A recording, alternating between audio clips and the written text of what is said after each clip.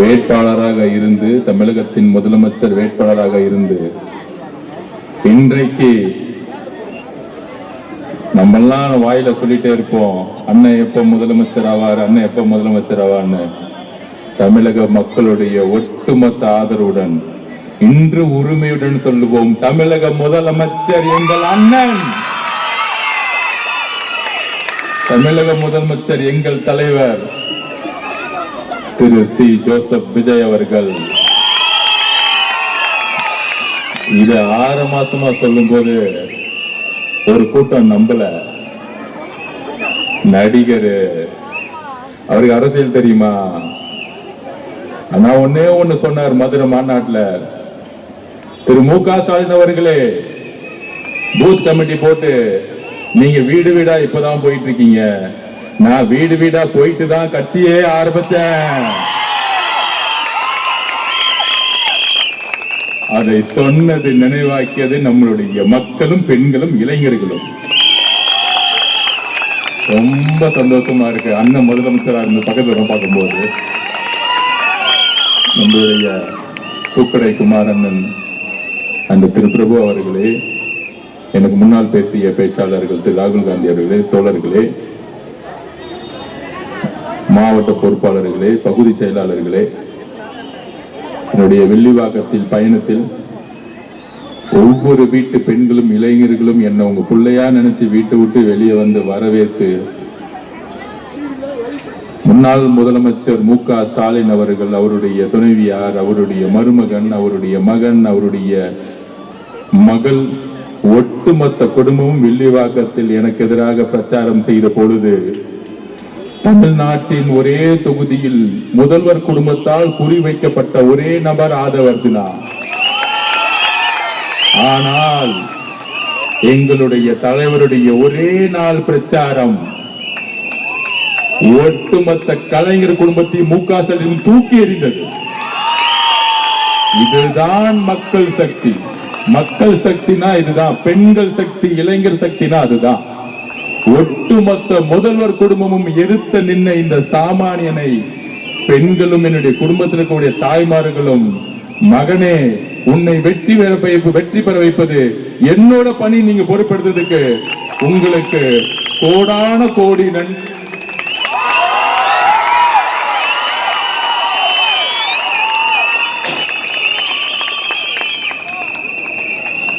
அதை நன்றி என்று சொல்லுவதை என் வாழ்நாள் கடமை என்பதை நான் சொல்றேன்.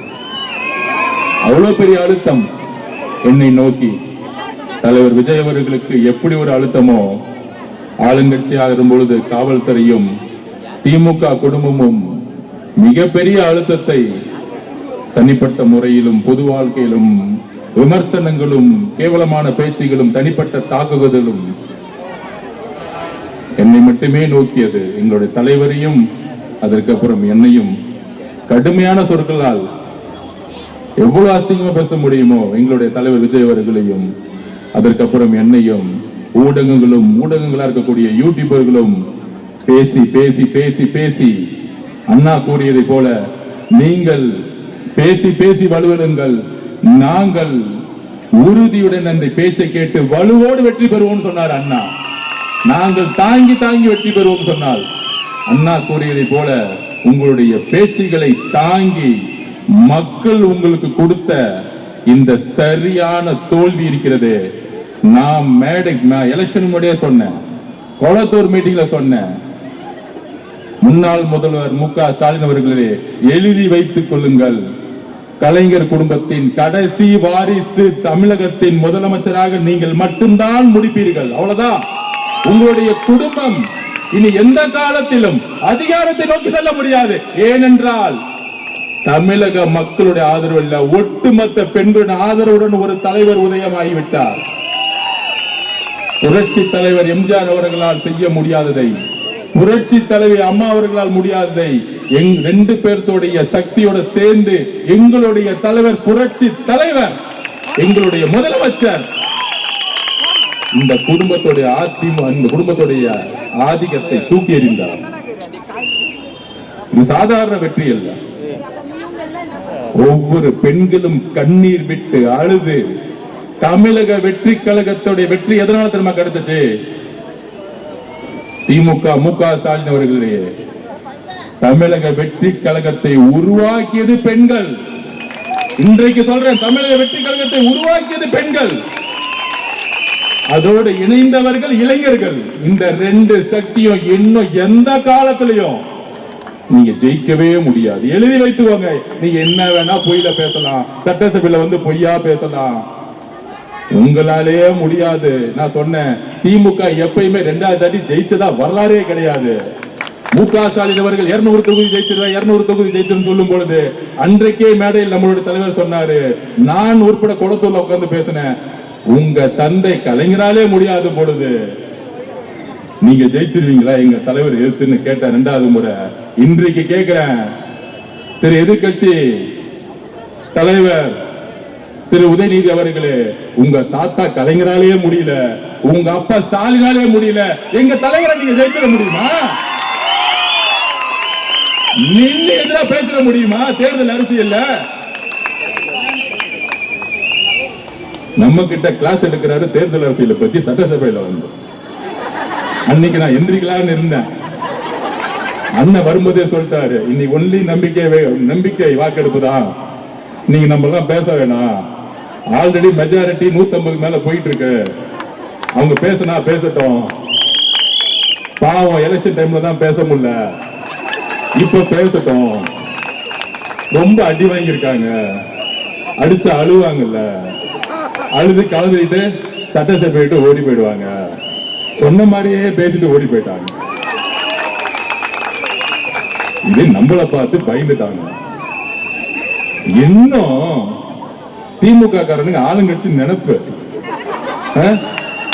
அது அவங்களுடைய பரம்பரை நோய். ஒரு மாசம் வரைக்கும் நாங்க ஆளுங்கட்சி பேசிக்கிட்டே இருப்பாங்க. அப்ப இந்த தேர்தல் வெற்றி நம்ம சொல்றோம் 50 வருடம் கழித்து ஒரு புரட்சிங்கிறோம்.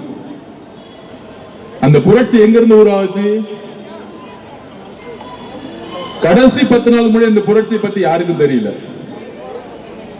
நேஷனல் மீடியா கரெக்டா 5 நாளுக்கு முன்னாடி திருநெல்வேலி தூத்துக்குடி அப்புறம் தமிழ்நாட்டில் ஒரு புரட்சி உருவாயிருச்சு, மக்கள் புரட்சி உருவாதுன்னு பேசிட்டாங்க. ஆனா இன்னைக்கு வரைக்கும் தமிழக ஊடகம் தாவேகா ஜெயிக்குன்னு சொன்னதே இல்லை கடைசி நாள் ரிசல்ட் வரைக்கும்.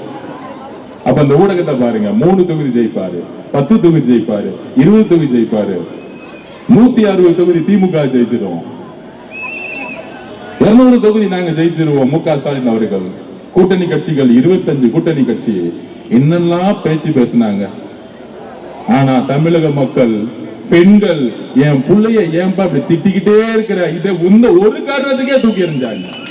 என்ன அவதூறுகள், என்ன அவதூறுகள், என்ன தவறு செய்தார் எங்க தலைவர்?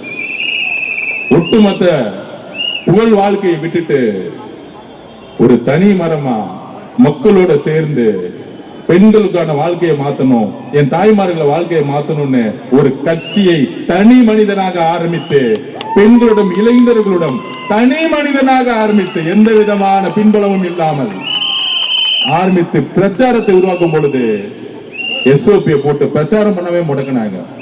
நான் திருப்பி பதிவு பண்ண, நீங்க முடக்கலாம், எலெக்ஷன் கமிஷன் நோட்டிபிகேஷன் வந்தோன்னு நீங்க வெளியே விட்டு பாருங்க, 10 நாள் போதும் இந்த ஆட்சியை தூக்கிறதுக்குன்னு சொன்னோம். 10 நாள் போதும் உங்க ஆட்சியை தூக்கிறதுக்கு. 10 நாள் அவர் செய்த பிரச்சாரம் ஒட்டுமொத்த திமுக குடும்பம் தூக்கி இருந்துச்சு. இப்ப தெரியுது 6 மாசம் ஏன் வெளியே போட முடக்கினாங்கன்னு எங்க தலைவரை. 10 நாளுக்கே தூக்கி போட்டாங்கன்னா 6 மாசம் விட்டு இருந்தா 5 தொகுதி தாண்டி இருக்க மாட்டாங்க. இதுதான் சூழ்ச்சி. 5 தொகுதி தாண்டி இருக்க மாட்டாங்க. 5 தொகுதி திமுக. இந்த சூழ்ச்சிக்கு தான் தலைவரை எந்த பிரச்சாரத்துக்கு வெளியே இல்ல. இந்த சூழ்ச்சி எல்லாம் செஞ்சுட்டு விஜய் அவர்களை வீட்டு விட்டு வெளியே வா, இந்த போலி பிரச்சாரம் நோட்டிபிகேஷன் வந்து வெளியே வந்தாருல, தூத்துக்குடி மீட்டிங் பாத்தீங்கல்ல, 10 லட்சம் பேர் ரோட்ல நின்னாங்கல்ல, அங்க மாறியது அரசியல் சூழ்நிலை. கடைசியில திருப்பூர்ல மாறுச்சு, சென்னையில மாறுச்சு. நான் அப்பயே சொன்னேன், பெரம்பூர்ல தலைவர் நாமினேஷன் பண்ணி முடிச்ச உடனே வண்டிய குளத்தூர் விடுன்னு சொன்னாரு. குளத்தூர்ல 1 லட்சம் பேர் நின்று இருந்தாங்க. அப்பயே சொன்னோம். அடுத்த நாள் குளத்தூர் மீட்டிங் போடும்போது நான் பேசினேன், குளத்தூர்ல முக ஸ்டாலின் அவர்கள் தோல்வி அடைவார். எப்ப சொன்னது? நம்ம எலெக்ஷனுக்கு 1 மாசத்துக்கு முன்னாடி சொன்னோம். அப்பதான் நம்பல அவங்க. ஏதோ சின்ன பசங்க பேசிட்டு இருக்காங்க. எங்க அப்பா யார் தெரியுமா? மு.க. ஸ்டாலின் அவர்கள். திரு உதயநிதி வெள்ளிவாக்க வந்து என்னோட வெற்றியோட ஆதவ அர்ஜுனாவுடைய தோல்விதான் எனக்கு முக்கியம். இன்னும் ஒரு அரசியல் பார்த்தீங்களா? அவரோட வெற்றியோட என்னோட தோல்விதான் பாக்கியம். அந்த பயம் இருந்தா போதும். திரு மு.க. ஸ்டாலினுடைய வாரிசு அவர்களே. ஆனா நான் இங்கேயும் வேலை பார்த்துட்டு நம்ம தலைவர் பச்சான பிறகு குளத்தூர்ல ஸ்கெட்ச் போட்டு நான் அவர் பிள்ளைக்கும் தெரியல, மு.க. ஸ்டாலின் அவர்களுக்கும் தெரியல. நீங்க என்ன தோக்கடிக்க வேலை பண்ணீங்க? எங்க தலைவர் உங்க குளத்தூர்லயே செக் வச்சாரு. சட்டசபையில நம்ம அமைதியா உட்கார்ந்துட்டு இருக்கோம். ஆதரவு இருக்கு, ஆதரவு இல்ல சொல்லிட்டு அமைதியா போயிருக்க வேண்டியதானே. உங்களை கடுமையாக நாங்க எதிர்க்கிறோம் எப்பயும் போல பொய்யா சொல்லிட்டு கிளம்ப வேண்டியதானே. நமக்கு எலெக்ஷனை பத்தி கிளாஸ் எடுக்கிறாரா முன்னாடி உட்கார்ந்துக்கிட்டு? யாரு? திரு மு.க. ஸ்டாலினுடைய மகன் இளவரசர் திரு உதயநிதி அவர்கள். அந்த இளவரசருக்கு பட்டாபிஷேகம் முன்னாடி என்ன பண்ணாங்க? ஒரு துணை முதல்வர் ஆக்கினாங்க. இப்ப எதிர்கட்சி தலைவர் ஆகிட்டாங்க. நமக்கு ரொம்ப நல்லது. நான் வேற நினைச்சேன் யாராவது சீனியர் எல்லாம் போடுவாங்க, யாராவது ஒரு நல்ல நல்ல அண்ணங்கள்லாம் சீனியர் நிறைய பேர் இருக்காங்க, நம்ம தங்கம் தென்னரசன் மாதிரி அந்த மாதிரி அனுபவசாலிகள் எல்லாம் போட்டு நம்மள உண்டு இல்லைன்னு கொஸ்டின் கேட்க போறாங்க. சரி நம்மளும் ரெடி ஆயிட்டு நினைச்சேன். இந்த குடும்பம் என்னைக்கும் திருந்தவே திருந்தாது. இவ்வளவு அடிப்பட்டாலும் திருந்தவே திருந்தாது. இந்த பட்டாபிஷேகம் பண்ணி தான் குடும்பத்தை தூக்கி போட்டாங்க மக்கள். திருப்பி ஒரு பட்டாபிஷேகம். நான் தோத்துட்டேன், பிள்ளைய தூக்கி எதிர்கட்சி தலைவரா உட்கார வச்சிருங்க. போன தாட்டி சட்டசபையா சட்டமன்ற உறுப்பினராகி சட்டசபைக்கு அதிகம் வராதவர்கள் உதயநிதி ஸ்டாலின் அவர்கள். அவர் சட்டசபை தலைவர். சரி ஓகே, பெரும்பான்மை தேர்ந்தெடுத்தா சட்டசபை தலைவர் வந்து அமைதியா போக வேண்டியதானே. நம்ம பாட்டி அமைதியா சும்மா சீண்டிக்கிட்டே இருக்கிறது. வந்து சொல்றாரு நம்ம கிட்ட, நீங்க 35% ஓட்டு எடுத்துட்டீங்க, மக்கள் உங்களுக்கு எதிராக 65% இருக்கிறாங்க. இப்பயும் தெரிஞ்சுக்குவாங்க, நீங்க தேர்தல் அரசியல தோத்துருக்கீங்க. நம்ம இளவரசர் உதய அவர்களே, நீங்க என்ன 90% ஜெயிச்சுட்டாங்க, சட்டசபையில் உட்கார்ந்துட்டு இருக்கீங்க. கிளாஸ் எடுக்கிறதுக்கு ஒரு தகுதி வேணாம்? உங்க சொந்த அப்பா குளத்தூர்ல தோத்துட்டாங்க, உட்கார்ந்துட்டு இருக்காரு. அப்பாக்கு ஆறுதல் கொடுக்காம அவர் பாவம் தோத்துட்டோமே, 50 வருஷம் அரசியல் வாழ்க்கை, 234 தொகுதியிலும் போய் வெற்றி பெறணும்னு போயிட்டு வந்தேனே, கடைசியில குளத்தூர்ல தோத்துட்டேன்னு உங்க அப்பா உட்கார்ந்துட்டு இருக்கும் போது வீட்டுல போய் ஆறுதல் சொல்லாம சட்டசபையில் அப்படி நிமிர்ந்து பேசுறாராம். நமக்கு அட்வைஸ் பண்றாராம். 65% உங்களுக்கு ஓட்டே போடல. ஐயா 2006 உங்க தாத்தா கலைஞர் அவர்கள் இருக்காரு, கலைஞர் கருணாநிதி அவர்கள், உங்களுக்கு அவர் தானே எடுத்துக்காட்டு, முன்னுதாரணம். 26% வாங்கிட்டு முதலமைச்சர் ஆனாரு. அவரை நீங்க கேள்வி கேட்க முடியுமா? திரு உதயநிதி அவர்களே, எங்க தாத்தா 26% தான் வாங்கினாரு சொல்லுங்க. 74% எதிர்த்து நின்னாங்க மக்கள். அதனால அவர் தலைவரே கிடையாது. பேசுங்க. எங்க கலைஞர், எங்க தாத்தா வந்து எங்க முதலமைச்சர் வந்து தவறு பேசுங்க. உங்களுடைய தாத்தா திரு ஐயா கலைஞர் கருணாநிதி அவர்கள் 26% வாங்கி முதலமைச்சர் ஆகும் பொழுது உங்க கூட இருந்தவங்க 2006 கம்யூனிஸ்ட் கட்சிகள் 2 பேரும், கம்யூனிஸ்ட் கட்சியும் கம்யூனிஸ்ட் மார்க்சிஸ்ட் கட்சியும் காங்கிரஸ் கட்சியும் கூட இருந்துச்சு. அவ்வளவு பெரிய கூட்டணி அமைச்சு நீங்க 26% தான் வாங்கினீங்க, 96 தொகுதி ஜெயிச்சீங்க. இந்த அரசியல் ஏன் புதுசுன்னா 50 வருடங்கள் கழித்து திரு எதிர்கட்சி தலைவர் இளவரசர் உதய அவர்களே, நீங்க ஒவ்வொரு தொகுதிக்கும் 30 கோடி ரூபாய் செலவு பண்ணீங்க. 30 கோடி. இதே வில்லிவாக்கத்தில் 5000 ரூபாய் ஒவ்வொரு ஓட்டுக்கும் இங்க இருக்கக்கூடிய உங்களுடைய திமுக கேண்டிடேட் கொடுத்தாங்க. கொளத்தூர்ல உங்களுடைய தந்தை 3000 ரூபாய் கொடுத்தாரு. தமிழகம் முழுவதும் சொல்லி வச்ச மாதிரி ஒவ்வொரு தொகுதியிலும் 30 கோடி செலவு பண்ணீங்க. அதற்கப்புறம் உங்களுடைய கூட்டணி காங்கிரஸ், விசிகே, கம்யூனிஸ்ட் கட்சி, கிட்டத்தட்ட 26 கட்சி கூட்டணி, சின்ன சின்ன கட்சி முதற்கொண்டு கேப்டன் விஜயகாந்த் கட்சி, எல்லா கட்சியும் சேர்த்து, முஸ்லீம் லீக்ல இருந்து எல்லா கட்சியும் சேர்த்து நீங்க நின்னீங்க. எங்களுடைய வேட்பாளர்கள் 10 லட்சம் ரூபாய் செலவு பண்ணல. எழுதி வச்சுக்கோங்க, 10 லட்சம் ரூபாய் செலவு பண்ணல. காசு இல்லை எங்களுடைய வேட்பாளர்களுக்கு. காசே இல்லாம ஒரு எக்ஸாம்பிள் சொல்றேன். திண்டிவனத்துல ஜெயிச்சாங்க, பக்கத்து ஊரு, பஸ்ல ஏறினாங்க, இறங்குனாங்க, 7 மணி நேரம் பிரச்சாரம், 5 பேர்த்தோட போனாங்க, திருப்பி வந்தாங்க. திருப்பத்தூர்ல பெரிய கருப்பன் மினிஸ்டர், ஒரு சாதாரண இளைஞன், காசே இல்ல, ஆனா சிட்டிங் மினிஸ்டர் ஒரு வீட்டை ஜெயிச்சாரு. அடுத்து ஸ்ரீரங்கம் என் தம்பி ரமேஷ், சாதாரண பையன், நேத்து என்கிட்ட வாழ்த்து வாங்க வந்தாரு வீட்டு என்னோட ஆபீஸுக்கு. என்னோட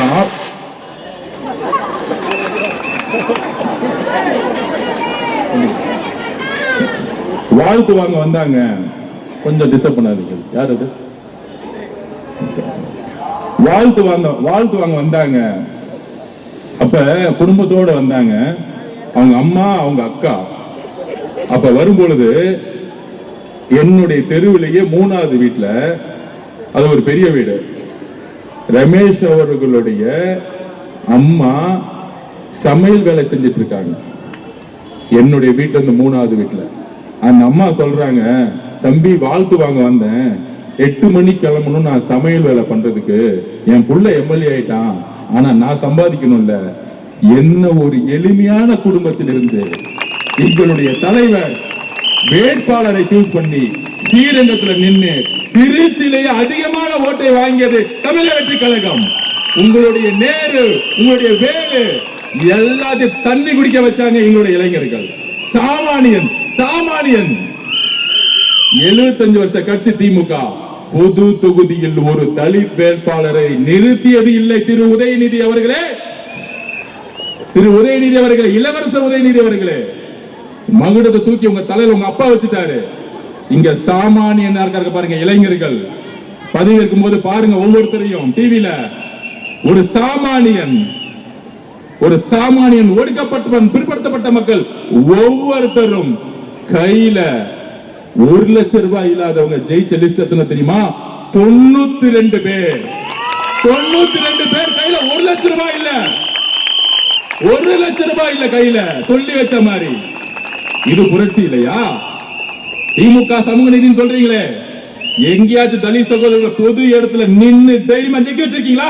எங்க தலைவர் விஜய் அவர்கள் தலித் சகோதரர்கள் பொது இடத்துல நின்று ஜெயிக்க வச்சிருக்காரு. எங்க உங்க சமூக நீதி?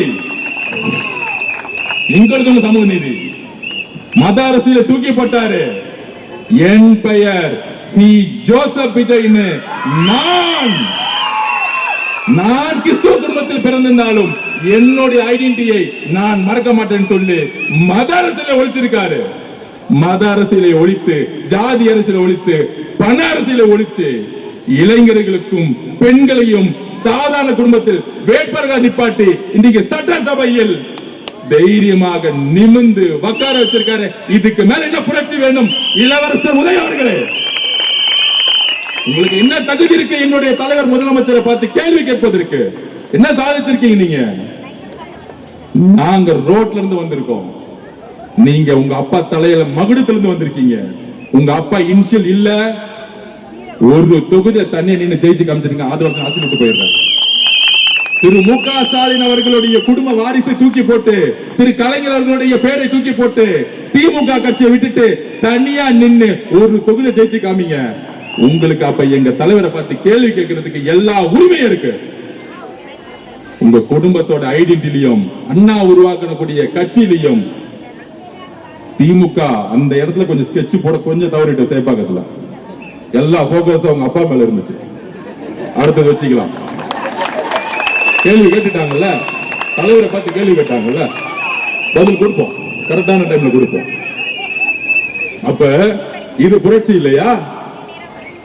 இதுக்கு மேல என்ன புரட்சி வேணும்? சமூக நீதிக்கான புரட்சி எங்க? இந்த தொகுதியில இந்த ஜாதி அதிகமா இருப்பாங்க, அவனை வேட்பாளர் போடு. அப்படி யாராச்சும் தமிழ் வெற்றி கழகத்தில் வெற்றி பெற்றிருக்காங்களா? சொல்லுங்க. இந்த தொகுதி 30 கோடி, ஒரு ஓட்டுக்கு 3000. ஒரு தொகுதியில் தமிழக வெற்றி கழகத்தில் காசு கொடுத்திருப்பாங்களா? திமுக 3000 கொடுத்தா அதிமுக 1500 ரூபாய் கொடுத்தாங்க. இதே தொகுதியில 1000 ரூபாய் கொடுத்தாங்க. மக்கள் மாற்றத்தை விரும்பினார்கள். மக்கள் கூட்டணி நம்பவில்லை, நல்ல தலைவரை தேடினார்கள். இதுதான் தமிழ்நாடு. நான் எப்பவுமே சொன்னேன், தமிழ்நாட்டு மக்கள், தமிழ்நாட்டு அரசியல் இயற்கையும் நேரமும் சேர்ந்து ஒரு தலைவரை உருவாக்கும். அன்று அண்ணாவை உருவாக்கியது தமிழக மக்கள். யாரு ஒரு தலைமையை கடினமா அழுத்தம் கொடுத்தாங்களோ அன்னைக்கு இருந்த ஆட்சியாளர்கள் அண்ணாவை கையில எடுத்தாங்க. ஒரு ஸ்ட்ராங்கான ஒரு லீடரை உருவாக்குனாங்க. அண்ணாவுக்கு அப்புறம் பிரச்சனை வரும் பொழுது எம்ஜிஆரை மக்கள் கையில எடுத்தாங்க. எம்ஜிஆருக்கு அப்புறம் அவ்வளவுதான், இனிமேல் நம்ம குடும்ப ஆட்சி தான் திரு கலைஞர் நினைக்கும் பொழுது புரட்சி தலைவி அம்மா அவர்களை கையில எடுத்தாங்க தமிழக மக்கள். அதுக்கப்புறம் எங்களுடைய தலைவர் சி ஜோசப் விஜய்களை கையில் எடுத்துட்டாங்க. நீங்க எழுதி வச்சுக்கோங்க, குறைந்தபட்சம் இன்னும் 4 தேர்தல் தண்ணி மட்டும் தான் நீங்க குடிச்சிட்டு இருப்பீங்க. எழுதி வச்சுக்கோங்க, முட்டவே முடியாது. என்ன வேணா நீங்க பழி சொல்லு பண்ணுங்க. ஆட்சியை வச்சுக்கிட்டு 10 மாசம் எவ்வளவோ பழி சொல்லி பண்ணிட்டீங்க. இப்ப எங்க தலைவர்கிட்ட ஆட்சி இருக்கு, நிர்வாகம் இருக்கு, காவல்துறை இருக்கு, மக்கள் பணி செய்ய போயிட்டாரு. நான் அப்பயே சொன்னேன், நம்ம இளவரசர் உதய அவர்களுக்கு எல்லாம் நான் தலைவா முதலமைச்சர் அவர்களே பதில் சொல்லி டைம் வேஸ்ட் பண்ணாதீங்க, அதை வச்சுதான் பாத்துக்கிறேன். அன்னைக்கு ஒரு நாள் தான் சட்டசபையில பேச முடியல, நம்பிக்கை இல்ல. இனிமேட்டு சட்டசபை ஓபன் ஆகும்ல. திரு பேரவைத் தலைவர் எந்திரிச்சு பேசி முடிச்ச உடனே சபாநாயகர் சாரை பார்த்துட்டு, திரு பேரவைத் தலைவர்களே நான் பதில் சொல்றேன், எல்லாத்துக்கும் ரெடி. 75 வருஷ வரலாறு திமுகவுடைய எல்லா திருட்டுத்தனமும் எல்லா கொள்ளையடிச்சும் எனக்கு தெரியும். படிச்சு வந்திருக்கேன், ஒவ்வொரு வரியா படிச்சிருக்கேன். நீங்க கேள்வி கேட்ட அடுத்த செகண்ட் நான் பதில் சொல்றேன். கேட்டா 65% எதிர்ப்பு இருக்கா? தமிழக அரசியல் வரலாற்றுடைய ஒரு டேட்டா தெரியல, ஒரு கணக்கு வழக்கு தெரியல. எந்த அரசியல்வாதியும் 60% வாங்கி இது வரைக்கும் ஜெயிச்சதே கிடையாது எந்த கட்சியும். தமிழக மக்கள் ஒரு ஜனநாயகத்தை விரும்புறவங்க. எப்பொழுதும் ஒரு 10 கட்சி இருந்தா அவங்களுக்கான ஒரு ஓட் பேங்க கொடுப்பாங்க. ஆனா நான் சொல்றேன், தமிழ்நாட்டு வரலாற்றிலேயே எழுதி வச்சுக்கோங்க, தனி பெரும் கட்சியா 3 வருஷத்துல எந்த கூட்டணி இல்லாமல், எந்த பணபலம் இல்லாமல், இந்த எலெக்ஷன் முன்னாடி சொல்லிட்டு இருந்தாங்களே பூத் இருக்கான்னு காமிச்சாங்க பாருங்க. பூத்துனா என்னன்னு நம்ம வில்லிவாக்கத்துல 60% பெண்கள் உள்ள உட்கார்ந்துட்டு இருந்தது. பூத்துனா என்ன? நம்ம கிளாஸ் எடுத்தோம், ஓட்டர் லிஸ்ட்லாம் வந்துருவாங்க. இந்த திமுக காரங்க பொய்யா ஆளுங்களை கூட்டு வந்து கள்ள ஓட்டு போடுவாங்க. இவ்வளவுதான் பூத் ஒர்க் அன்னைக்கு. அப்புறம் இந்த மிஷினை பேக் பண்ணி வண்டியில ஏற்றி லேல காலத்தை வைக்கணும். இதை கரெக்டா புடிச்சுக்கிட்டு காலையில 6 மணிக்கு வந்தாங்க நம்மளுடைய பூத் ஒர்க்கர்ஸ். அது நம்ம என்ன பண்ணோம், 5 பேர் உள்ள உட்கார்ந்துட்டு இருந்தாங்க. 5 மணிக்கு வந்துட்டாங்களா லட்சுமி அக்கா சொல்றாங்க. பாத்துக்கோங்க எவ்வளவு ஆர்வம், பாத்துக்கோங்க. மக்கள் வந்து ஓட்டு போறதுக்கு 7 மணிக்கு வந்தா நம்ம 5 மணிக்கு போயிட்டோம். கூட்டம் போய் நம்ம உட்காந்துட்டு பக்கா லிஸ்ட் எடுத்துட்டு கடைசி 6 மணி வரைக்கும் யார் யாரெல்லாம் திமுக திட்டு பசங்க வருவாங்களா வரமாட்டாங்களா. நான் போறேன். நான் எந்திரிச்சவன பூத்துல போனவன அங்க இருந்து நம்ம தங்கச்சி, அண்ணா இது வரைக்கும் எந்த திட்டு பசங்க வரலன்னா நான் கண்டுபிடிச்சிட்டேன்னா பாக்கலாம், நீ கவலைப்படாதா, யாரு கள்ள விட்டு போட மாட்டாங்கன்னா. நான் நினைச்சேன், திமுக காரங்களா இதுக்காரா நீங்க வந்து பூத்து இருக்கான்னு கேட்டீங்க. எங்க ஆளுங்க ஒரே நாள பழகிட்டாங்க. இது குடும்பம்ப்பா, இந்த பூத்து இதெல்லாம் தெரியாது. 5 குடும்பம் சேர்ந்தா ஒரு பூத்து, அவ்வளவுதானே. சேர்ந்துட்டாங்க, எலெக்ஷன் முடிச்சு திருப்பி வேலைக்கு போயிட்டாங்க. உங்களை மாதிரி கவுன்சிலர் இருந்துட்டு 15 வீடு வாங்குறது, இதை யாரும் இங்க வாசிக்கு எங்கப்பா கண போயிட்டாரு அவரு ஓடுமா. அப்ப பூத்துனா என்னன்னு காமிச்சுமா, 75,000 பூத்துலயும் தமிழக வெற்றி கழகம் நைட்டு 10 மணி வரைக்கும் உட்கார்ந்து இருந்தாங்க. எப்ப 10 மணி வரைக்கும். திமுக 3 மணி கிளம்பி போயிட்டாங்க, அதிமுக 12 மணி கிளம்பி போயிட்டாங்க. என்னடா அது 7 மணிக்கே கூட்டம் வந்துருச்சு அப்படியே பாக்குறாங்க உடல்மொழி. எல்லாரும் சிரிச்ச முகத்தோட வேட்பாளர் நான் போனா போதும், தம்பி நீங்க தான் எனக்கு நான் கேன்வாஸ் பண்ண வந்த மாதிரி ஆயிடுச்சு. பூத்துக்கு போகும்போது அக்கா செல்ஃபி உடனே ஓடி வராங்க செல்ஃபி எடுக்க. அக்கா பூத்துக்கா இங்க செல்ஃபி எல்லாம் எடுக்க கூடாதுக்கா, நான் வேட்பாளர். இல்ல தம்பி அவங்க விடுங்க. உடனே திமுகங்க அவங்க செல்ஃபி எடுக்கிறாங்க, பாத்தீங்களா ஏன் மேல கம்ப்ளைண்ட். பொதுமக்கள் வந்து என்னப்பா பண்றது, இப்படி ஒரு பிரச்சனை வெளிவாக்கத்துல. அந்த மாதிரி 7 மணிக்கு குடும்பமா வந்து அண்ணன் சொன்னார், அன்னைக்கு திருவிழா மாதிரி இருக்கணும் நீங்க வந்து ஓட்டு போற அன்னைக்குன்னு. எப்படி திருச்செந்தூர் வேளாங்கண்ணில போய் குடும்பமா போவாங்களே, 7 மணிக்கெல்லாம் வந்து ஓட்டு போட்டு 4 மணிக்கு முடிச்சுட்டாங்க எல்லாத்தையும். நான் பாக்குறேன் ஒவ்வொரு பூத்துலயும் 94% கள்ள ஓட்டு போறதுக்கு வாய்ப்பே கொடுக்கல. இல்ல பக்கா லிஸ்ட் இருக்கு. நம்ம தங்கச்சி சொல்றாங்க, அண்ணா 92% முடிஞ்சிச்சு, 8% இவ்வளவுதான் ஓட்டு இருக்கு, இவங்க யாரும் வர்ற மாதிரி தெரியல, நாங்க ரொம்ப ரெடியா இருக்கிறோம், 6 மணி கேட்ட மூட சொல்லிடுங்க. நமக்கு கிளாஸ் எடுக்கிறாங்க நம்ம தங்கச்சிங்க. அப்படி திமுக பூத்துக்கு தண்ணி குடிக்க வச்சது நம்மளுடைய மகளிர் சகோதரிகள். அப்புறம் நம்ம இளைஞர்கள் இருக்காங்களே, நான் போனா போது பின்னாடி 500 பேர் வராங்க. டேய் தம்பிங்களா, வேணாண்டா, நான் தப்பு பண்றமே நினைச்சுட்டு போறாங்க, கலவரம் பண்ற மாதிரின்னு. திமுக 5 பேர் தான் வந்தாங்க, அவன் பாட்டு போய் பயந்து போயிட்டான் அவன் பாட்டுக்கு. அப்ப எந்த அளவுக்கு இளைஞர்கள் சக்தி இந்த தேர்தலில் இறங்கி வேலை பார்த்து கடைசியில் அவன் கொடுத்த 3000 எதுக்கு விசாரிச்சுன்னா, இன்னும் ஆய்வு பண்ணல. இன்னைக்குதான் மு க ஸ்டாலின் சொல்லியிருக்காரு, நம்மளுடைய தோல்விக்கு காரணம் என்ன என்பதை நம்ம ஆய்வு செய்ய வேண்டும். ஐயா மு க ஸ்டாலின் அவர்களே, அதுக்கான காரணம் நான் இன்னைக்கு சொல்றேன், அதுக்கு காரணமே நீங்க தான். இதுக்கு என்ன ஆய்வு செய்யணும்? இந்த தோல்விக்கு முக்கியமான காரணமே திரு மு க ஸ்டாலினுடைய நிர்வாகத்துடைய தோல்வி. அன்பு சகோதரன் முன்னாடி சொல்லிட்டு இருந்தேன். இப்ப மாண்புமிகு அமைச்சர் ராஜ்மோகன் அவர்களே, ஒரு எளிய குடும்பத்தில் பிறந்தவரை அமைச்சராக்கிய பெருமை எங்களுடைய தலைவருக்கு சாரும். இதுக்கு மேல என்ன புரட்சி வேணும்? இதுக்கு மேல என்ன புரட்சி வரணும்? நீங்க யாரை எம்எல்ஏ ஆக்கிறீங்க? சட்டசபையில 50 வருஷமா உங்க கூடத்துல உங்க மகன், அதுக்கப்புறம் அமைச்சர்களுடைய மகன், இவங்க தானே உட்கார்ந்துட்டு இருக்காங்க. இங்க பாருங்க, சட்டசபையில ஒடுக்கப்பட்ட ஏழை மக்கள் சட்டசபையில உட்கார்ந்துட்டு இருக்காங்க. அதற்கான புரட்சி செய்தது எங்களுடைய தலைவர். இதுக்கு மேல என்ன பெரிய புரட்சி வேணும்? அப்ப திமுக போட்டு விவாதம் பண்ணிட்டு இருக்காங்க. இந்த புரட்சிக்கு காரணம் என்ன? இந்த தோல்விக்கு காரணம் என்ன? இந்த புரட்சிக்கும் தோல்விக்கும் காரணம் 2 பேர் தான். ஒண்ணு ஐயா திரு மு க ஸ்டாலின் அவர்கள், இன்னொரு அவருடைய மகன் இளவரசர் உதய அவர்கள். அவ்வளவுதான். இதுக்கு மேல ரொம்ப ரிசர்ச் பண்ணாதீங்க. பாவம் திமுக அழுதுருவாங்க, புலம்புறாங்க. மு க ஸ்டாலின் கலைஞர் ஐயா, ஐயோ கலைஞர் ஐயா, நீங்க ஏன் செத்து போனீங்க? இவங்க 2 பேர்த்துல விட்டுட்டு கட்சியை முடிச்சுட்டாங்க. இதுல சொல்றாரு திரு மு க ஸ்டாலின் அவர்களும் இளவரசர் உதய அவர்களும், தாவேகா கழகம் குதிரை பேர அரசியல் செய்கிறது. தலைவர் சிம்பிளா முடிச்சது, குதிரை பேர அரசியல் இல்லை, இது குதிரை வேக அரசு. அது அவர் சிம்பிளா பேசி முடிச்சிட்டார். அண்ணா ரொம்ப நல்லவர், அதோட முடிச்சிட்டார். ஆனா நம்ம அப்படி இருக்க முடியாதுல்ல, பதில் சொல்லணும்ல. குதிரை பேர அரசியல் யார் நடத்தினது? நான் சொல்லிடுறேன். எல்லாம் ட்ரை பண்ணி பார்த்தாங்க, ரிசல்ட் வந்துருச்சு. நம்ம 108 நிக்கிறோம். சுமார் ஒரு 20 தொகுதியில 500 ஓட்டு 300 ஓட்டு தோத்து இருக்கும். அது எப்படின்னு நம்ம அதுக்கப்புறம் விசாரிச்சுக்கலாம், விட்டுருங்க. தோத்த பிறகு என்ன செஞ்சிருக்காங்க? நம்ம தலைவர் வரவே கூடாதுன்னு பெரும்பான்மை இருந்தாலே பதவியேற்றலாம் கவர்னர் அவர்கள். ஆனா கவர்னர் அவர்கள் கூப்பிட்டு, நீங்க பெரும்பான்மையை காமிங்க, சிங்கிள் ஆர்கஸ்ட் பார்ட்டி, அவங்களை கூப்பிட்டு பதவியேற்றலாம்.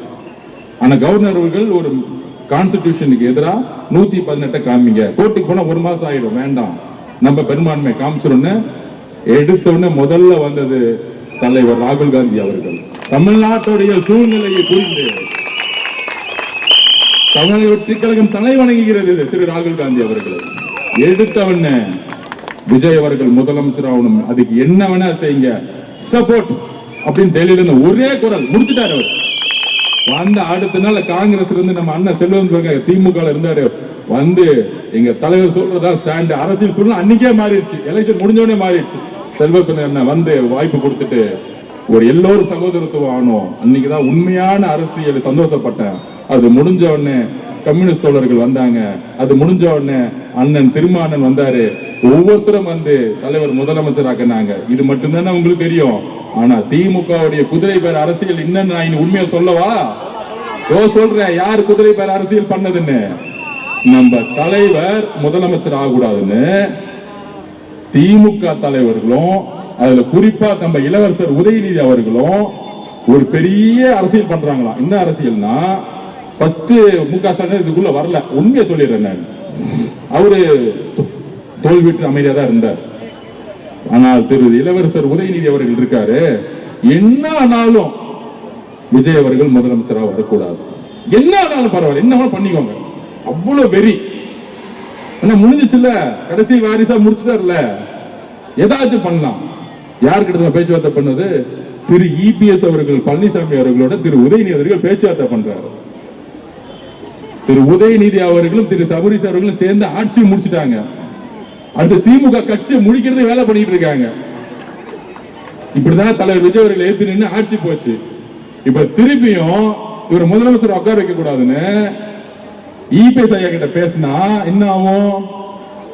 எங்கேயாச்சும் அண்ணா உருவாக்கிய கட்சி, சமூக நீதி பேசிய கட்சி, மதசார்புன்னு சொல்லக்கூடிய கட்சி, தேர்தலுக்கு முன்பு திரு மு.க. ஸ்டாலின் அவர்கள், ஏன் திரு உதயநிதி அவர்கள் திரு எடப்பாடி பழனிசாமி பார்த்து என்னெல்லாம் கேள்வி கேட்டாங்க? பிஜேபியை தமிழகத்தில் ஆட்சி கட்டில ஏற துடிக்க வைக்கிறது திரு இபிஎஸ் பழனிசாமி அவர்கள். அதிமுக தான் இவங்களுக்கு ஓட்டு போட்டா பிஜேபி ஆட்சிக்கு வந்துச்சு. இது அண்ணா திராவிட முன்னேற்ற கழகம் கிடையாது, இது அமித்ஷா முன்னேற்ற கழகம். இப்படி பிரச்சாரம் செஞ்சது யாரு? திரு மு.க. ஸ்டாலின் அவர்கள். இன்னொருத்தர் யாரு? இளவரசர் உதய அவர்கள். இன்னிலிருந்து ஒரு இளவரசர் வச்சிருவோம். இளவரசர், அந்த இளவரசர் உதய அவர்களுக்கு பட்டாபிஷேகம் பண்ணி தானே உட்கார வச்சிருக்காங்க. மன்னராட்சி இன்னும் ஒளியில கொஞ்சம் பிசுறு இருக்கு, பாத்துக்கலாம். அப்ப பட்டாபிஷேகம் உட்கார்ந்துட்டு இளவரசர் ஒரு அரசியல் ஞானி மாதிரி கலைஞர் உருவாக்கிய, கடினப்பட்டு உருவாக்கிய அந்த கட்சியை அதிமுகவோட சேர்ந்து வெளியிலிருந்து ஆதரவு கொடுப்பாங்களாம். திரு இபிஎஸ் பழனிசாமி முதல்வர் ஆயிடுவாராம். இன்னும் சூழ்ச்சி பாத்தீங்களா? இந்த சூழ்ச்சி நமக்கு தெரிஞ்சிருச்சு, வந்துருச்சு.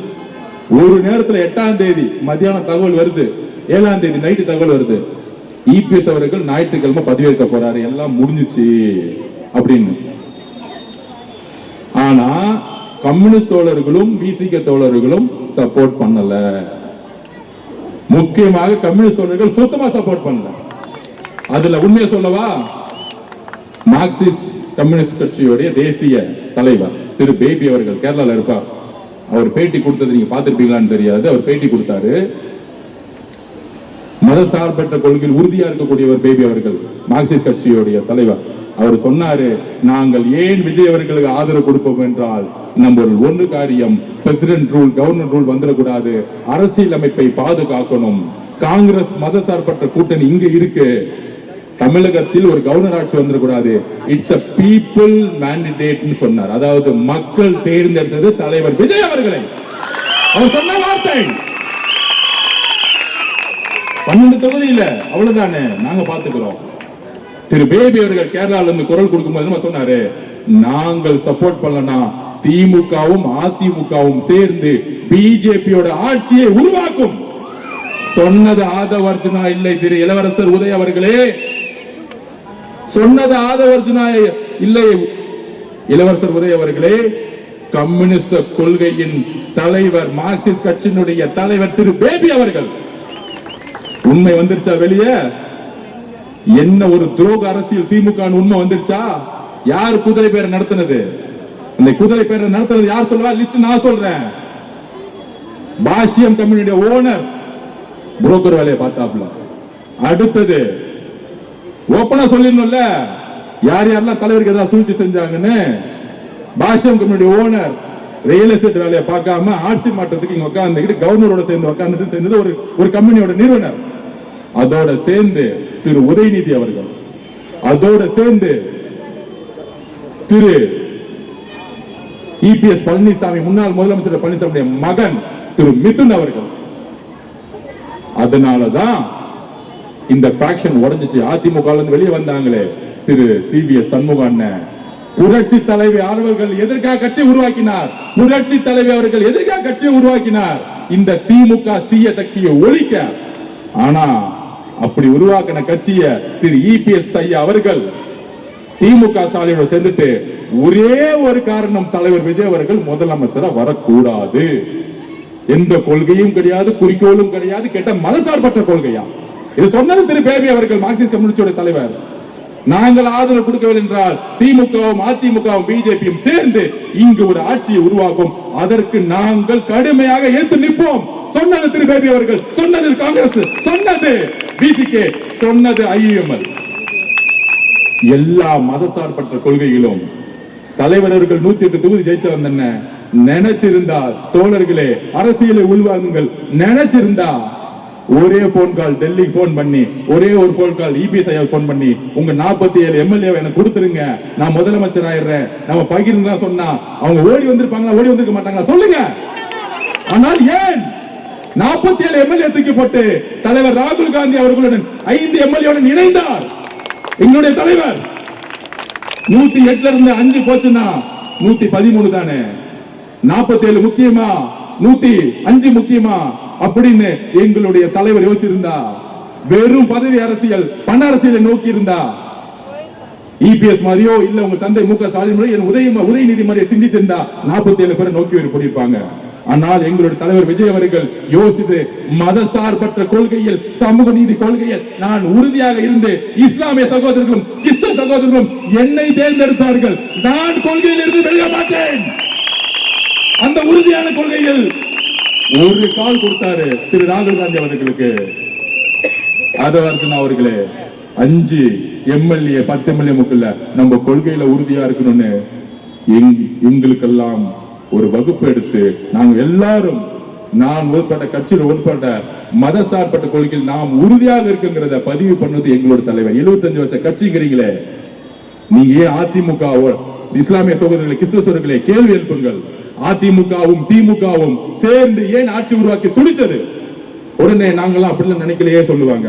அதுக்கு நான் ஒரு உண்மையை சொல்லணும். இல்ல, அந்த கட்சியோடைய மீட்டிங் நடந்துச்சு. வெளியே டிகேஎஸ் இளங்கோவன் தெரியும், செய்தி தொடர்பாளர் உங்களுக்கு தெரியும், பெரியாரிஸ்ட். அவர் தான் செய்தி தொடர்பாளர் திமுக. அவர்கிட்ட ஃபர்ஸ்ட் சொல்றாரு, அவரு நாங்க அதிமுக எல்லாம் சேர மாட்டோம். எப்ப 2 நாள் எல்லாம் டைப் பண்ணி கம்யூனிஸ்ட் தோழர்கள் ஏத்த பிறகு சொல்றாங்க.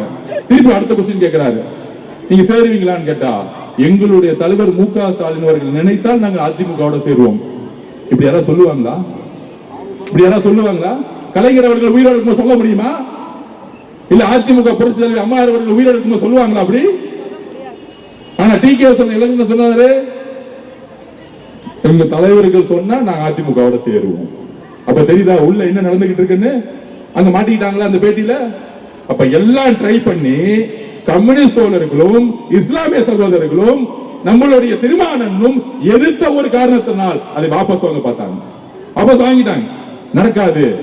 ஏன்னா அவங்களுக்கு பெரும்பான்மை இல்ல. எல்லாரும் ஒண்ணுன்னா 113 114 சரிசமமா நிக்குது. அரசியல் இதுதான். ஆனால் திரு ராகுல் காந்தி அவர்கள் நம்மளுடைய தலைவரை முதலமைச்சராக உறுதியா நின்று, கம்யூனிஸ்ட் தலைவர்களும் நின்று, அண்ணன் திருமானம் நின்று, ஐஎம்எல் இஸ்லாமிய சகோதரர்களும் நின்று, இன்றைக்கு உண்மையான மதசார்பற்ற கொள்கை கொண்ட தலைவர்களை தமிழ்நாடு உருவாக்கி இருக்கிறது.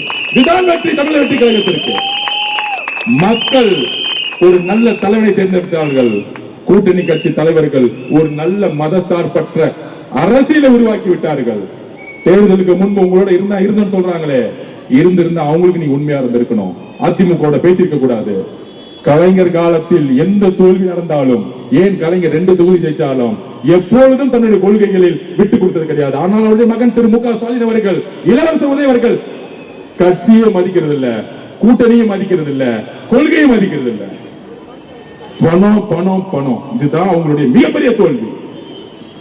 இப்ப தெரிஞ்சா என்ன உண்மை நடந்துச்சு? நான் 5 நாள் நாங்க தூங்கி 10 நாள் ஆச்சு. இன்னைக்கு நேற்று நைட்டு தான் தூங்குற. தலைவர் முதலமைச்சரா 144 பேர் ஜெயிச்ச பிறகு அன்னைக்குதான் எங்களுக்கு தூக்கம் வந்துச்சு.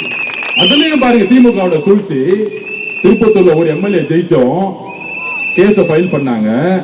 அந்த கேஸ உடனடியா கொண்டு வந்தாங்க சண்டே. அந்த சண்டே கேஸ் கொண்டு வந்து அன்னைக்கு ஆர்வம் பண்ணாங்க. சென்னை உயர்நீதிமன்றம் எப்பொழுதும் சண்டே கேஸ் எடுத்ததே கிடையாது. திமுக வழக்கறிஞர்கள் எல்லாம் போய் கேஸ் நடத்துறாங்க. அந்த எம்எல்ஏவை ஓட்டு போட விடக்கூடாது சொல்லி வச்ச மாதிரி ஓட்டு போடுறதுக்கு, அதாவது நம்பிக்கையில்லா தீர்மானம் நடக்கிறதுக்கு ஒரு நாளுக்கு முன்னாடி ஸ்டே கொடுத்துட்டாங்க. ஒரு ஓட்டு போடக்கூடாது. திமுக சூழ்ச்சி தெரிஞ்சா அப்ப உடனடியா சுப்ரீம் கோர்ட் போனோம். அடுத்த நாளே சென்னை உயர்நீதிமன்றத்தை கண்டிச்சு இது ஜனநாயகத்துக்கு எதிரான தீர்ப்புன்னு சொல்லி திருப்பியும் ஒரு ஓட்டை கொடுத்துட்டாங்க. எந்த அளவிற்கு அழுத்தம் பாருங்க திமுக. அந்த உதயநிதி சொல்றாரு, உயர்நீதிமன்றம் ஒரு அந்த வேட்பாளருக்கு ஓட்டு போடுன்னு சொல்லிட்டாங்க, குதிரை பேர் நடத்துறேன்னு சொல்றாங்க. உச்சநீதிமன்றம் தூக்கி எறிஞ்சிருச்சு.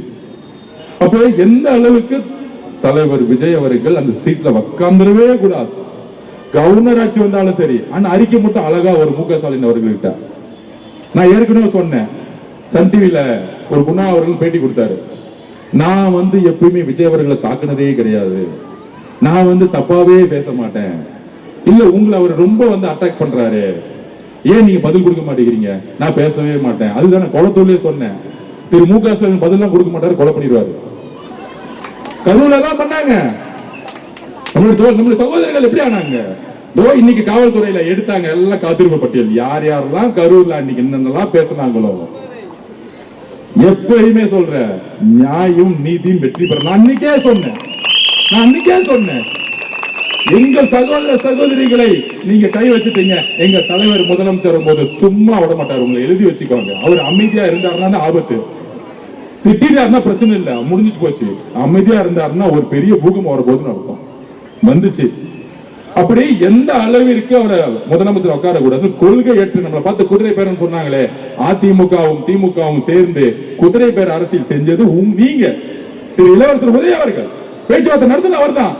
திரு இளவரசர் உதய அவர்கள், பாஷன் கம்பெனியுடைய ஓனர், அதுக்கப்புறம் திரு மிதுன் அவர்கள், மூன்றும் இணைந்த கூட்டணி வந்தாங்க. கனிமொழி மேடம், எங்க அப்பா உருவாக்கின கட்சி இப்படி செஞ்சீங்க, ரிசைன் பண்ணிட்டு போயிடும் சொல்லிட்டு போயிட்டாங்க. அவங்க எதிர்ப்பு உள்ள இருந்து நான் உள்கட்சியில நடந்துச்சு சொல்றேன். கனிமொழி மேடம் இருக்கக்கூடிய ஒரு கொள்கை அரசியல் திரு இளவரசர் அவர்களுக்கு கிடையாது, உதய அவர்களுக்கு கிடையாது. கடுமையான எதிர்ப்பு. கலைஞர்கள் யாரு பயணிச்சாலும் கடுமையான எதிர்ப்பு. இந்த காலத்திலும் நீங்கள் அதிமுக சேரக்கூடாது, ஜனநாயகத்தை மதிப்போம்னு சொன்னாங்க திமுக கூட இருக்கக்கூடிய சில நல்லவர்கள். அதுக்கப்புறம் தான் திரு மு.க. ஸ்டாலின் அவர்கள் கம்யூனிஸ்ட் எல்லாம் வாபஸ் பண்ணிட்டாங்க, நம்ம அமைதியா ஒரு ஸ்டேட்மெண்ட் ரெடி பண்ணிட்டார் நல்லவர் மாதிரி, நாங்கள் ஜனநாயகத்தை மதித்து எதிர்கட்சியா நடத்துவோம். அது நீங்க என்ன சொல்றது, மக்களே தீர்ப்பு கொடுத்துட்டாங்க. ஐயா நீங்க எதிர்கட்சி தலைவராக கூட இருக்கணும், வீட்டுல அமைதியா உட்கார்ந்து ரிட்டையர் பண்ணிட்டாங்க. நான் அன்னைக்கே சொன்னேன் குளத்தூர்ல என்ன நடக்கும். கொடைக்கானல் போகும்போது லைலக்காலை வாசல் சொன்னேன், அவர் ரெஸ்ட் எடுக்க போகும்போது இந்த எலெக்ஷனோட நிரந்தரமா அவர் ஓய்வு பெற போறாரு, கொடைக்கானல் இருந்து ஸ்டார்ட் பண்ணிட்டோம், அடுத்து ஊட்டி போட்டு நான் பேட்டி கொடுத்தேன். நான் பேட்டி கொடுக்கும் போதெல்லாம் சீரியஸா இல்ல, இப்ப எல்லாம் எடுத்து போட்டுட்டு இருக்காங்க. எப்படி ஆதவச்ச சொன்னதெல்லாம் கரெக்டா நடந்துகிட்டே இருக்கு. நடந்துச்சா இல்லையா? நான் சொன்னேன் இந்த கூட்டணி எங்க தலைவரிடம் சேருவாங்க ஒரு நாள். எங்க தலைவர் எப்பொழுது மதசார்பற்றுகள் உண்மையா இருப்போம்னு புரியும் பொழுது அங்க வந்துருவாங்க சொன்னாங்க. எண்ணி 10 நாள்ல ஒட்டுமொத்த கூட்டணியும் எங்க தலைவருக்கு ஆதரவு கொடுத்தாங்க. ஏன்? எங்க தலைவர் அதிமுகவோடு பேசல, 47 எம்எல்ஏ பேச திரு ராகுல் காந்தி அவருக்கு அழைப்பு கொடுத்தார். அப்படி சபையில அப்படியே அந்த பதவி பாருங்க, பக்கத்துல ராகுல் காந்தி அவர்கள், பக்கத்துல அண்ணன், என்ன ஒரு கண்கொள்ளா காட்சி, என்ன ஒரு 2 நண்பர்கள் மாதிரி, 2 சகோதரர்கள் மாதிரி. அப்ப இதெல்லாம் முடிச்சுட்டு, இந்த சூழ்ச்சி எல்லாம் முடிச்சுட்டு, அவர் பதவியேற்பு முடிச்சுட்டு மெஜாரிட்டி ப்ரூவ் பண்ணோம். அப்ப அதிமுக உடைஞ்சிச்சு. உடனே அதிமுக இவங்க உடைச்சிட்டாங்க. ஐயா அதிமுக உடைச்சது நாங்க இல்ல, அதிமுக உடைச்சது திரு உதய அவர்களும் திரு மிதுன் அவர்களும் திரு இபிஎஸ் அவர்களும். யாராச்சும் போய் திமுக சேர்ந்து அலைன்ஸ் பேசுவாங்களா? புரட்சி தலைவர் அவர்களுடைய கொள்கை, புரட்சி தலைவி அவர்களுடைய கொள்கையை தூக்கி எறிஞ்சிட்டு இபிஎஸ் அவர்கள் முதலமைச்சர் ஆகிறதுக்கு தன்னுடைய மகன் மிதுனை வச்சு வேலை செய்யறாங்க. 47 எம்எல்ஏ வச்சுட்டு யாராவது முதலமைச்சர் ஆவாங்களா? அப்ப அவங்களுடைய சூது பாருங்க. அப்ப உள்ள இருக்கக்கூடிய புரட்சி தலைவி அம்மா கூடிய விசுவாசமா இருக்கக்கூடியவங்க வெளியே வந்துட்டாங்க. இன்னுமேட்டு இந்த கட்சி திரு இபிஎஸ் பழனிசாமி அவர்கள் இருந்தா எந்த காலத்திலையும் இந்த கட்சி ஜெயிக்கிறது. 14 தேர்தல் தோத்துட்டாரு. அம்மா அவர்கள் கட்சியை காப்பாற்றணும். அதுக்காக தான் எங்க தலைவர்கிட்டையும் எங்க பொதுச்சாளர்கிட்டையும் எங்ககிட்டையும் பேசினாங்க. அப்ப எங்க தலைவர் எப்பயுமே ஒண்ணு சொல்லுவார், எனக்கு ரொம்ப பிடிச்சவங்க புரட்சி தலைவர், அவருடைய வாரிசு நானு, புரட்சி தலைவி அம்மா தைரியம் பிடிக்கன்னு, அவங்க உருவாக்கிய கட்சியை நம்ம காப்பாற்றணுமா காப்பாற்றக்கூடாதா? சொல்லுங்க மக்களே, சொல்லுங்க. அவங்களுக்கு ஆதரவு கொடுக்கணுமா கொடுக்க கூடாதா? நான் எப்பயுமே சொல்லுவோம், நாங்க தலைவர் டிவிகேவும், ஏன் டிவிகே அதிமுக எதிர்த்து கொஸ்டின் கேட்க மாட்டேங்குதுன்னா, புரட்சி தலைவரும் புரட்சி தலைவியும் உருவாக்கக்கூடிய தொண்டர்கள் டிவிகே பக்கம் எப்பயே வந்துட்டாங்க. ஆனா அந்த கட்சியை வழிநடத்தக்கூடிய திரு இபிஎஸ் அவர்கள் திமுக பின்புற வாசலியாக நட்பரோட இருக்காரு, பிஜேபியோட உறுதியா இருக்கிறாரு. இவர் இருக்க வரைக்கும் அதிமுக அழிவு காலம். எங்களுக்கு இபிஎஸ் ஐயா அவர்கள் உடன்பாடு கிடையாது. ஆனால் அதிமுக இருக்கக்கூடிய தொண்டர்களுடன் அண்ணன் தம்பியா நாங்க பழகிட்டு இருக்கோம். திமுக தீய சக்தி அப்படின்னு சொன்னது புரட்சி தலைவர், திமுக தீய சக்தின்னு அப்படி சொன்னது புரட்சி தலைவர் அவர்கள். அவர்களுடைய மொழியை நாங்கள் உள்வாங்கி இருக்கிறோம். அப்ப அங்கிருந்து வரவங்களை அந்த கட்சியை காப்பாற்றணும் சொல்லும் போது அவங்கள நம்ம அரவணைத்தே ஆகணும். ஏனால் அதிமுகவை காப்பாற்றப்படணும். பிஜேபி பின்புற வாசலாக அதிமுக வந்துச்சு. இப்ப அவங்க நாங்க பிஜேபியோட எந்த காலத்திலும் சேர மாட்டோம்னு தலைவர் அவர்களிடம் உறுதிமொழி கொடுத்திருக்காங்க. அந்த பக்கமே நாங்க போக மாட்டோம். அவங்களால நாங்க 4 தேர்தல் தோத்துட்டோம்.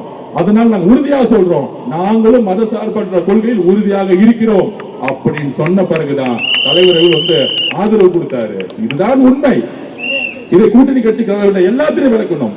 இந்த அதிமுக ஒரு இபிஎஸ் தலைமையில் இருக்க வரைக்கும் தானே இந்த பிஜேபி வந்துகிட்டு இருக்கு. அப்ப அந்த அதிமுக புது ஃபேக்டர் பிஜேபி கூட இருக்க மாட்டாங்கன்னு உறுதிமொழி கொடுத்துட்டாங்க. இவங்களை நம்ம நம்பி பார்ப்போம். அதுக்கு மேல உறுதி இல்லைன்னா உடனே நம்ம வாபஸ் வாங்க முடியுங்கிறத ஒரே ஒண்ணுதான். இது குதிரை பேரம் அல்ல. புரட்சி தலைவி அம்மாவுடைய கட்சியை யாரும் தூக்கிட்டு போயிடக்கூடாது. திமுக அழிச்சிடக்கூடாது, பிஜேபி அழிச்சக்கூடாது. இதுக்குதான் இவ்வளவுதான் ஐடியாலஜி. அதுதான் ஆல்ரெடி 125 பேர் ஆதரவு வந்துருச்சு. பெரும்பான்மைக்காக முடிஞ்சிருச்சு எலெக்ஷன். சபையில எங்களுக்கு மெஜாரிட்டி இல்லைன்னா தான் நாங்க போய் குதிரை பேரத்தில் ஈடுபடணும். ஒட்டுமொத்த மத சார்பற்ற கொள்கையிலும் திமுக விட்டு வந்துச்சுன்னா எங்க தலைவர் மேல இருக்க நம்பிக்கை மட்டும் இல்ல, மக்களுடைய ஆதரவை அவர்கள் ஜனநாயகப்படி மதிக்கிறார்கள். மக்கள் மீது நம்பிக்கை வச்சு ஜனநாயக சக்தியில் வந்தார்கள். வேற எதுவும் கிடையாது. உங்களை மாதிரி 1000 கோடி கொடுத்து ஒரு கூட்டணி கட்சி உருவாக்குறதுக்கு எல்லாம் காசு இல்ல. டிவி இல்ல, குதிரை பேல பண்றதுக்கு எல்லாம் முதல் காசு இல்ல. இங்க 2 லட்சம் ரூபாய் இல்லாம எம்எல்ஏ ஆயிட்டு வந்திருக்கோம். ஆதவர்ஜுனா வெள்ளிவாக்கத்துல 1 ரூபாய் கொடுக்கல. எழுதி வச்சுக்கோங்க. இப்ப சொல்றேன், ப்ரூவ் பண்ணுங்க. நண்பர்களே சொல்லுங்க, நம்ம ஓட்டு காசு கொடுத்தோமா? 3 வேளை சாப்பிட்டோம், ஒன்னா சேர்ந்து ஓடணும், ஜெயிச்சோம். அவ்வளவுதானே வரலாறு. நீங்க எங்க இருக்கு? நீங்க திரு மோகன் அவர்களுடைய எம்எல்ஏ மோகனுடைய பிள்ளை அமைச்சீங்க. 100 கோடி ரூபாய் மொத்தமா செலவு பண்ண 5000 ரூபாய் கொடுத்து ஜெயிச்சாரா? 19,000 ஓட்டுல வெள்ளிவாக்கத்துடைய பெண்களும் இளைஞர்களும் என்ன ஜெயிக்க வச்சிருக்காங்களே, அது 1 ரூபாய் காசு கொடுத்து நான் வாங்கல. மக்கள் அன்பையும் நம்பிக்கையும் தலைவர்கிட்ட கொடுத்தாங்க. அதே மாதிரிதான் என்கிட்ட கொடுத்திருக்காங்க. அதுக்கு நான் எப்பயும் உண்மையாவும் நேர்மையாவும் உறுதியுடன் இருப்பேன்.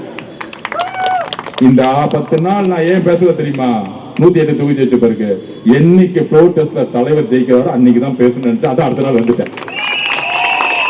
அதுவும் நான் நன்றி சொல்ல மட்டும்தான் வந்தேன். நேற்று தலைவர் முன்னாடி நின்னுகிட்டு பொய்யா பேசினார் பாருங்க, அப்பயே முடிவு பண்ணிட்டு அடுத்த நாள் வெள்ளிவாரில கூட்ட போடு. இது பதிலாம் கிடையாது. எல்லா உண்மையும் இந்த 10 நாள் திமுகவும் அதிமுகவும் என்னெல்லாம் சேர்ந்து தலைவருக்கு எதிராக சூழ்ச்சி செஞ்சது சொல்லி ஆகணும். நம்ம சொல்லணும்ல மக்களுக்கு, நம்ம கட்சிக்காரங்களை புரிய வைக்கணும். இல்ல நமக்கு ஆளுங்கட்சி ஆனவன்னு தலையில கர்வம் கிடையாது. நம்ம மக்கள் கிட்ட எளிமையா இன்னைக்கும் உறுதியா நிக்கிறோம். எதிரி கட்சியா நாங்க பாக்குறது. அதனாலதான் தமிழ்நாட்டில் முதல் முறையாக எங்கள் தலைவர் உங்கள் வீடு தேடி வந்தார். முதலமைச்சரான பிறகு திரு மு.க. ஸ்டாலின் அவர்களை வீடு தேடி வந்தார். அகங்காரம் அல்ல, தமிழக மக்களுடைய கடமைகளை நாம் நிறைவேற்ற வேண்டும். உங்களை நாங்கள் மதிக்கிறோம். உங்களுடைய தோல்வி தேர்தல் அரசியலோட முடிஞ்சிச்சு. நாங்க வெற்றி பெற்றோம், எங்களுக்கு கர்வம் கிடையாது. ஆதரவு கர்வம் கிடையாது. ஆனால் எங்கள் தலைவரை தொட்டா நாங்க பதில் சொல்லுவோம். அதை சும்மா இருக்க முடியாது. அதை நாங்க அமைதியா இருக்க முடியாது. ஏன்னா அது மக்களை தொட்ட மாதிரி. உண்மைகளை சொல்லணும். நாங்க பொய்யா சொல்லல. என்ன நடந்துச்சோ எல்லா தப்பையும் செஞ்சுட்டு நாங்க தப்பு செஞ்ச மாதிரி சொல்லக்கூடிய அவதூறுகளுக்கு நாங்க பதில் சொல்லுவோம். நாங்க ஆளுங்கட்சி ஆயிட்டோம், அதிகாரம் வந்துருச்சு.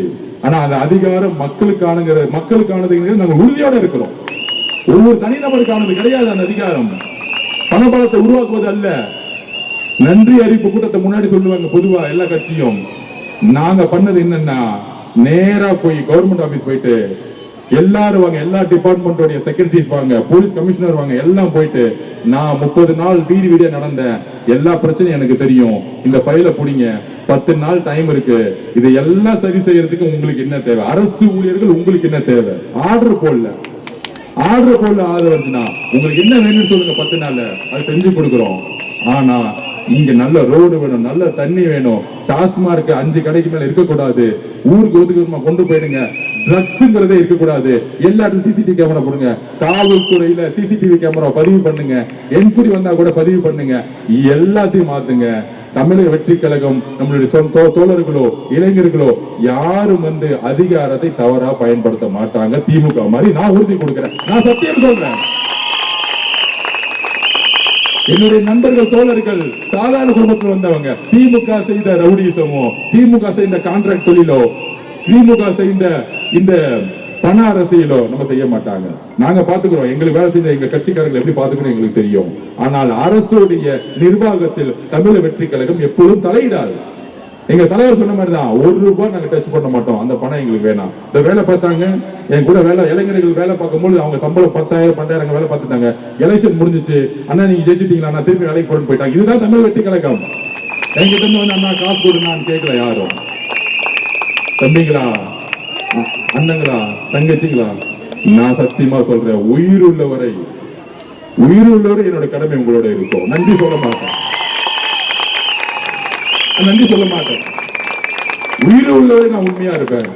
ஏன்னா ஒவ்வொரு நீங்க அழுது எனக்காக காலை தேய்ச்சி எனக்காக அண்ணனுக்கு விஜய் அண்ணனுக்காக நீங்க பணி செஞ்சு இந்த 30 கோடி 50 கோடி 100 கோடியை தூக்கி போட்டு அது சுவாசி என்னன்னா 3000 திமுக கொடுத்தான். அந்த 3000 எடுத்துட்டு போயிட்டு பேண்ட் சட்டையை வாங்கிட்டாங்க, காகி பேண்ட், காகி சட்டை. அப்புறம் இந்த டாப் பெண்கள் திருப்பி அதே மாதிரி. எப்ப எல்லா கடையிலயும் அந்த பேண்ட் விட்டே காணும். யாரா பணம் கொடுத்தன்னு பார்த்தா திமுக தான் பணம் கொடுத்திருக்கான். இதுதான் அவங்க பொருள் எடுத்து அவங்களே அடிக்கிறது. என்ன மாதிரி தேர்தல் தெரியுமா? நான் உண்மையிலே அசந்துட்டேன். அந்த முன்னாடி சொல்லுவாரு, இதெல்லாம் நடக்க போகுது, நீ தெரிஞ்சுக்கோங்க.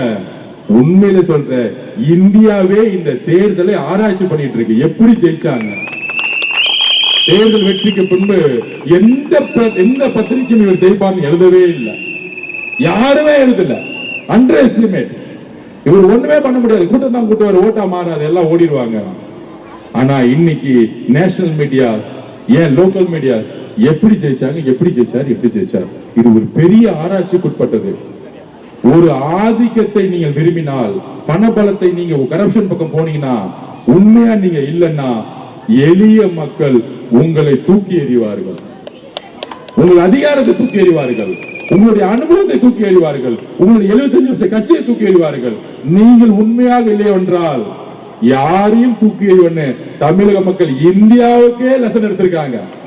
இதுக்கு மேல ஒரு வரலாறை இன்னொருத்தர் எழுதுறதுக்கு எத்தனை வருஷம் ஆகும் நமக்கு தெரியவே தெரியாது. எழுதி வைத்துக் கொள்ளுங்கள். காலையில் 8:30 மணிக்கு செக்ரட்டரியேட்ல உட்கார்ந்துட்டு இருக்காரு, ஷார்ப்பா வேலை செய்ய தெரியுமா, அனுபவம் இருக்குவான்னு தெரியாது. காலைல 10 மணிக்கு ஷார்ப்பா உட்கார்ந்துட்டு இருக்காரு.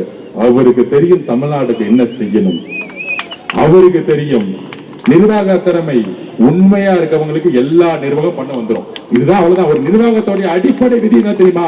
உண்மையா இருக்கணும், நேர்மையா இருக்கணும், மக்களை நேசிக்கணும். இது மூன்றும் எங்க தலைவர்களுக்கு ஒரு மிகப்பெரிய பொன்னான ஆட்சியை, எப்படி ஒரு மிகப்பெரிய பொன்னான வரலாற்றை தேர்தல் அரசியல் உருவாக்கிறாரோ, ஒரு மிகப்பெரிய அரசாங்கத்தை மக்களுக்காக, பெண்களுக்காக, இளைஞர்களுக்காக உருவாக்க போகிறார். அதுல ஒரு பங்கு நானும் இருக்கேன் அவரோட. அது மிகப்பெரிய விஷயமா பாக்குறேன்.